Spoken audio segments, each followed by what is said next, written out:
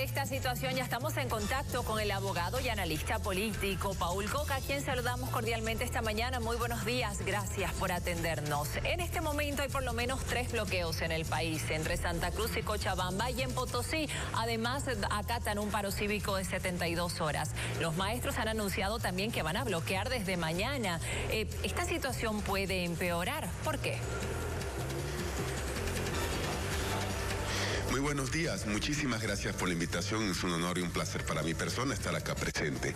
Lo primero que tenemos que decir es lo siguiente: Bolivia, un país donde los conflictos no son resueltos de raíz, siempre va a tener esa particularidad de que cada vez van a surgir nuevos conflictos y sobre todo conflictos no solucionados. Esa es una característica que obviamente el actual gobierno tendría que hacer. Sucede que en 14 años, por ejemplo, y más el año de Yanine, 15 años, hablamos de que 15 años anteriores no se han solucionado de fondo estos conflictos, por lo cual implica que el actual presidente tiene esa carga a nivel de conflictos. Y esto es algo que es de nunca terminar, pero estos conflictos son de hoy día.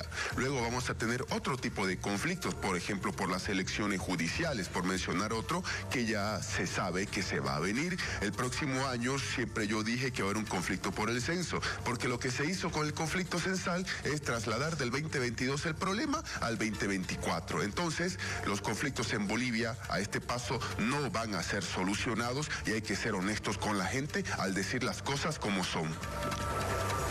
¿Y a quién le convienen los conflictos y bloqueos en el país? ¿Será que al ciudadano de a pie le interesan, tomando en cuenta que pierden tiempo y dinero?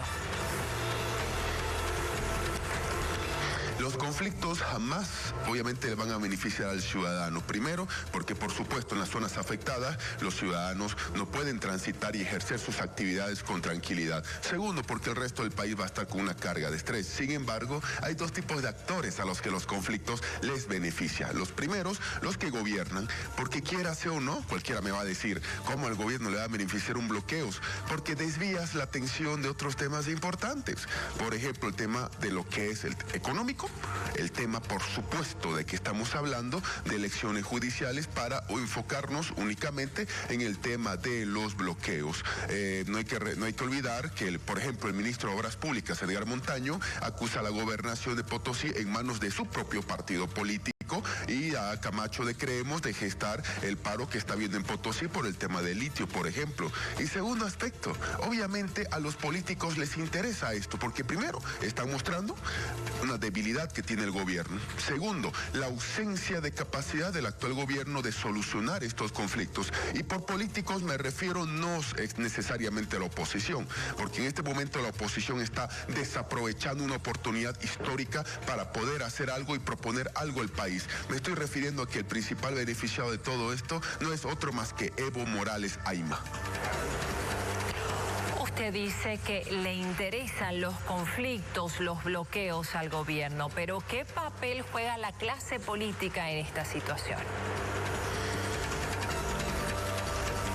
La clase política está jugando primero a que quienes están gobernando desvíen la atención con estas cortinas de humo, que fácilmente el gobierno va a usar el discurso de que, por supuesto, cualquier marcha, si sea de los maestros o de otros sectores, van a ser intentos de golpe de Estado. Ese es el discurso que el gobierno va a emplear para la opinión pública. Tiene los medios respectivos para hacerlo. Y por otra parte, no nos olvidemos que ya estamos en años preelectorales y obviamente muchos políticos, muchos candidatos ya han sacado cabeza para empezar a mostrarse visibles. Lo que sucede es lo siguiente: al margen de lo que muchos piensan, las campañas políticas no se realizan el mismo año de las elecciones de manera formal. Por supuesto, se realiza en estas épocas con actores que están presentes en la opinión pública, con actores que van a estar presentes cuestionando y criticando, por ejemplo, lo que es el gobierno. Entonces ahí nos damos cuenta de que la clase política es la beneficiada con estos conflictos,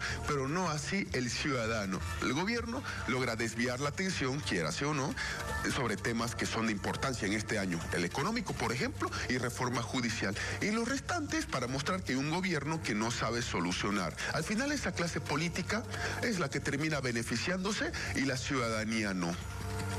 Le agradecemos mucho por este análisis. Era el abogado Paul Coca que estuvo hablando hoy con nosotros. Continuamos con más.